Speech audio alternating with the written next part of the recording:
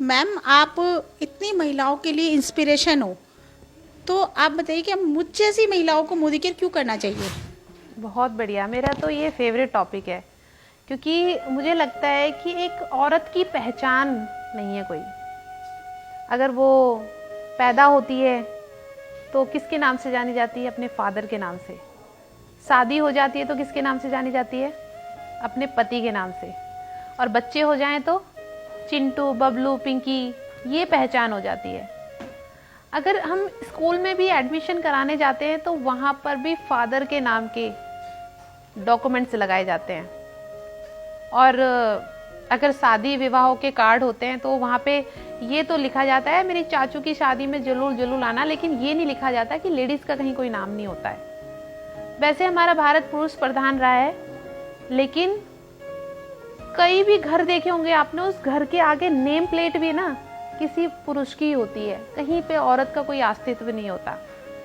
और जब एक लड़की की शादी होती है और शादी जब वो फेरे हो रहे होते हैं तो बहुत सारे अरमान होते हैं लड़की के मन में, और अपने मन में बहुत कुछ सोच रही होती है कि मैं अपने ससुराल में जाऊंगी, ऐसे रहूंगी, ये करूंगी, अपने हस्बैंड के साथ, अपने सास ससुर के साथ, अपने परिवार के साथ। लेकिन जब वहां जाके इस दहलीज से दूसरी दहलीज कदम रखते हैं तो कुछ दिन तो बहुत अच्छा चल रहा होता है, लेकिन कुछ टाइम बाद कुछ कुछ होने लगता है। क्योंकि जहाँ चार बर्तन होते हैं वहां खड़कते हैं, लड़ाइयाँ शुरू हो जाती हैं।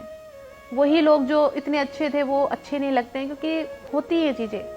लेकिन कई बार लड़ाइयों में हस्बैंड गुस्से में बोल देते हैं चल निकल तू मेरे घर से। और लड़की संस्कारी होती है, उनको पेरेंट्स से सिखाया जाता है कि वो घर अपना है, और बचपन से ही ये बात सिखाई जाती है लड़कियों की कि पराया धन है। तो वो कॉम्प्रोमाइज करती है, नहीं यही मेरा घर है, मैं यहीं रहूंगी। लेकिन कुछ टाइम बाद जब चीजें ज्यादा बढ़ जाती हैं तो वो ईगो हर्ट हो जाती है, या कई बार स्वाभिमान पे बहुत ठेस पहुंचती है, तो वो एक कदम उठाती है और वो अपने घर की ओर जाती है। और जब वो माँ के घर जाती है तो माँ क्या बोलती है कि बेटा तेरा घर वही है, तुझे जीना वही है, तुझे मरना वही है, अब तेरी अर्थी वहां से निकलेगी। समझा बुझा के उसको इस घर से उस घर भेज दिया जाता है। अब इस बीच में आप देखो कि माँ के घर जाए तो माँ का घर, पति के घर जाए तो पति का घर। क्या औरत का कोई घर है? कोई घर नहीं है। ये क्वेश्चन मेरे सभी महिलाओं से है कि आपका कोई घर है? तो मोदी केयर किस लिए करना चाहिए? क्योंकि आज मोदी केयर के अंदर 1,40,40,00,000 रुपए की मालकिन बनी हुई है और मेरे घर के आगे मेरे नाम की नेम प्लेट है। तो इसलिए हर एक लेडीज को मोदी केयर करना चाहिए।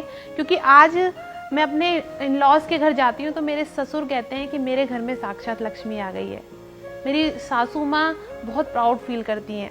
और अगर माता अपने मदर के घर जाती हूँ तो मेरी माँ छाती ठोक के कहती है कि मेरी बेटी ने मेरा नाम रोशन कर दिया। मेरे पापा तो हर जगह गुणगान करते हैं कि बेटी हो तो राधा पुंडीर जैसी हो।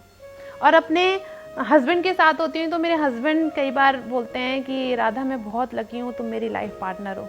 और मेरे बच्चे मुझे गले लगाकर बोलते हैं मम्मा वर्ल्ड की बेस्ट मम्मा हूँ। तो ये सब पाने के लिए काम तो करना पड़ेगा। अपने सपनों की चिंगारी को कभी बुझने मत दो। आप बहुत कुछ कर सकते हो।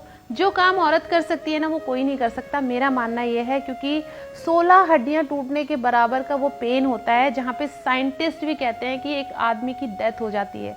उस पेन को झेलकर जब वो बेबी हाथ में आता है तो वो ड्रीम कौन पूरा कर सकता है? एक औरत पूरा कर सकती है। मल्टीपल काम, एक औरत साइकिल भी चला सकती है तो एक औरत जहाज भी चला सकती है। घर की रोटी से लेके बच्चों को संभालने के साथ साथ वो पूरे परिवार की जिम्मेदारी को भी संभाल सकती है। तो एक औरत के अंदर एक शक्ति है, वो नारी शक्ति, उसको जगाओ और अपने सपनों को आगे बढ़ाओ। आप सब कुछ कर सकते हो जो सोच सकते हो।